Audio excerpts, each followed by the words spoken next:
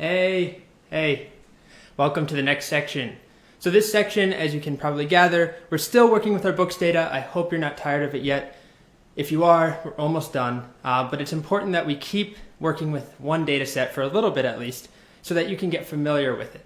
And the reason that that matters is that as we do some of the more advanced things, we want you to be able to check your work. So in this section, we're going to learn a lot about different ways of performing analysis on data. So things like finding averages or summing a bunch of data together, grouping things by authors and calculating average quantities or page numbers per author.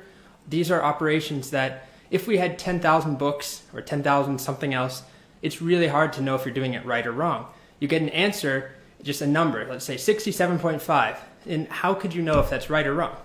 But if we're working with books and we have 20 of them, and you're familiar with the page counts and the authors, you'll know, okay, this author has 3 books, that seems right, versus, okay, that author only has 2 books, why are we saying that, we have 3, or something like that. Terrible example, but the same idea is true.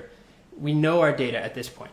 We're going to, at the end of this course, and along the way, we're going to keep upgrading our data to more complex structures, more tables, more rows, complex stuff. But at the very end, kind of the capstone case study, we'll be working with Instagram-esque data, fake data for Instagram, and we'll have thousands and thousands of rows. And you won't actually know if you're doing things right or wrong based off the number you're getting, unless you've manually checked your work by, doing 1,000 additions or something. So all that's to say, stick with the books if you can. And in this section, we're focusing a lot on these new aggregate functions. So those are things like finding averages, counting, summing things together based off of grouping data. So it's a bit hard to explain in a headshot without showing you code. So I'll let the code do that in just a few videos from now.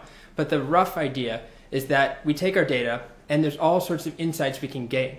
So rather than just working with an individual row or a group of rows, we can combine things into like mega rows. I can combine all of our authors and group books based off of who wrote them, or group books based off of what year they're written in, and then perform operations on those groups. So it allows me to do things like find the average sales that we've had per year. Or we could do things like find the average page number for books per genre. And then we could expand that, obviously, to more complex stuff. If you're working with advertising data, or let's say our Instagram data, we'll be able to, at the end of the course, do things like find out which one of our users is a power user, or an influencer is what they're called, I guess, meaning that they have the most comments, the most likes on each one of their posts on average. So who in our database is getting, on average, the most likes and comments? Or we could do things like which hashtag generates the most traction. And to do that, we would need to analyze all of our hashtags and then take all of our photos that have those hashtags, group them together, figure out which one of those hashtags generates the most likes. So there's a lot of stuff that we can do with these aggregate functions. They form the backbone of a lot of the questions and analysis that we'll do throughout the course. All right, I'm rambling now. I'm going to go away. Hopefully you enjoyed this section. It's important. I say that a lot, but it really is. And of course, we'll have a bunch of exercises throughout the course, or throughout the section, and especially at the end. And I'm trying to keep those interesting. Look forward to those.